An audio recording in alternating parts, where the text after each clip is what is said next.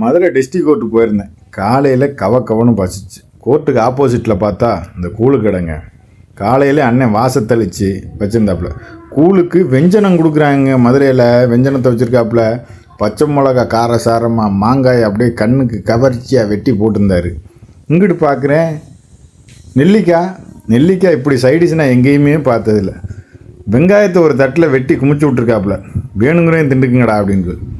மோர் மிளகா பார்க்கவே எச்சி விடுற மாதிரி மோர் மிளகாங்க. ஒரு செம்பு 1 லிட்டரு இருக்கும். 30 ரூபா தாங்க. ஒரு செம்பை வாங்கி அடித்தேன். கின்னு இருந்துச்சு. எப்படி ஊற்றுறாரு பாருங்க. நல்லா ஒரு செம்பு நிறையா கலக்கி கொடுத்தாரு அண்ணன். இந்த ஒரு செம்பை குடிச்சு நீ இன்னொரு செம்பு கொடுத்தேன்னா உனக்கு இன்னொன்று ஃப்ரீ அப்படின்னாரு. அந்த அளவுக்கு இருக்குங்க. அவ்வளோ அதிகமாக இருக்குது. கரெக்டாக டிஸ்ட்ரிக் கோர்ட் ஆப்போசிட்டில் ஒரு செம்பு அடிச்சிங்கன்னா சும்மா கின்னுன்னு இருக்கும்.